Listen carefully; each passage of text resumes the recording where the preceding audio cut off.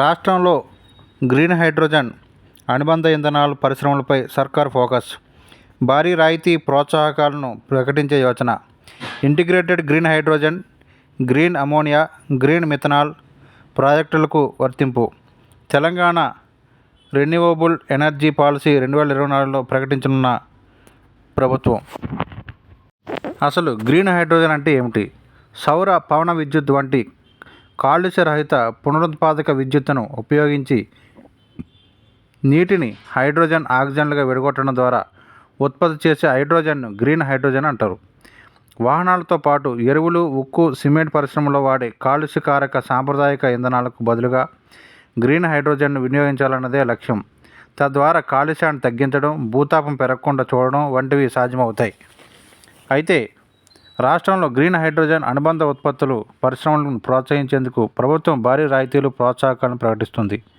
ఈ మేరకు త్వరలో తెలంగాణ రెన్యూవబుల్ ఎనర్జీ పాలసీ 2024ను రూపొందించింది.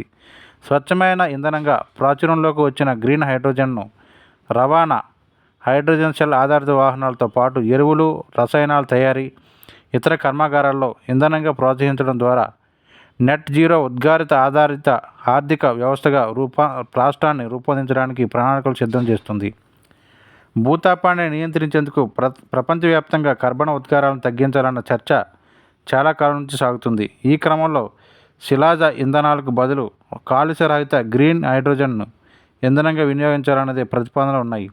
కేంద్ర ప్రభుత్వం 2022 ఫిబ్రవరిలో ప్రకటించిన నేషనల్ హైడ్రోజన్ మిషన్ 2030 నాటికి దేశంలో ఏటా 5 మిలియన్ టన్నులు గ్రీన్ హైడ్రోజన్ ఉత్పత్తి చేయాలని లక్ష్యంగా నిర్దేశించుకుంది. ఇందుకు అనుగుణంగా రాష్ట్రంలో గ్రీన్ హైడ్రోజన్ తయారీ, డెరివేటివ్స్ వినియోగాన్ని పెద్దగా ఎత్తున ప్రోత్సహించడానికి రాష్ట్ర ప్రభుత్వం నిర్ణయించుకుంది. గ్రీన్ హైడ్రోజన్ నుంచి ఉత్పత్తి చేసి గ్రీన్ అమోనియా, గ్రీన్ మిథనాల్ ఇంధనాలనే డెరివేటివ్స్గా పరిగణిస్తారు.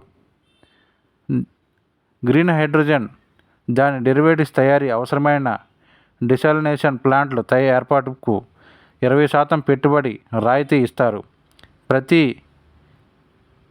ఎంఎల్డి రోజుకు మిలియన్ లీటర్లు సామర్థ్యానికి గాను కోటికి మించకుండా ఈ రాయితీ వర్తిస్తుంది. ఇక గ్రీన్ హైడ్రోజన్ హబ్ల ఏర్పాటుకు కేంద్రం అందించే ఆర్థిక సాయానికి అదనంగా 25% వరకు, అంటే 10 కోట్లకు మించకుండా రాష్ట్ర ప్రభుత్వం అందించనుంది. గ్రీన్ హైడ్రోజన్ అనుబంధ ఉత్పత్తులు ప్రాజెక్టుల స్థలాలకు వ్యవసాయేతర స్థలాలుగా తక్షణమే గుర్తింపు కల్పిస్తారు. వీటి ఉత్పత్తుల అమ్మకాలపై వసూలు చేసే రాష్ట్ర జీఎస్టీ మొత్తాన్ని 5 ఏళ్ల పాటు రీయింబర్స్ చేయిస్తారు. ప్రాజెక్టులకు ప్రభుత్వమే నీటి సరఫరా సదుపాయాన్ని కల్పిస్తుంది. నీటి ఛార్జీలపై 5 ఏళ్ల పాటు 25% రాయితీ ఇస్తారు. గ్రీన్ హైడ్రోజన్ ప్రాజెక్టులు కొనుగోలు చేసే పునరుత్పాదక విద్యుత్తుకు సంబంధించిన అంతరాష్ట్ర ట్రాన్స్మిషన్ ఛార్జీల్లో 50% మేర 5 ఏళ్ల పాటు రాయితీ ఇస్తారు. గరిష్ట మెగావాట్కు 15 లక్షల వరకు రాయితీ వర్తిస్తుంది. ఎలక్ట్రోలైజర్ ఆధారిత గ్రీన్ హైడ్రోజన్ ప్రాజెక్టుకు ప్రతి మెగావాట్ 1400 టీపీఏకు గరిష్టంగా 1 కోటి చొప్పున ఎలక్ట్రోలైజర్ పరికరాలు, ప్లాంట్ వ్యయం 25% వరకు రాయితీని అందిస్తారు. కనీసం 150 కేటీపీఏ సామర్థ్యం ఉండే హైడ్రోజన్ ప్లాంట్లకే సబ్సిడీలు ఇవ్వనున్నారు.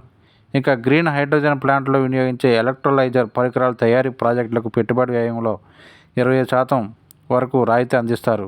కనీసం 500 మెగావాట్ల సామర్థ్యం కలిగిన తొలి 5 ప్లాంట్లకే ఇది వర్తించి integrated green hydrogen refuelling station ఏర్పాటుకు కూడా పెట్టుబడి వ్యయంలో 25% రాయితీ అందిస్తారు.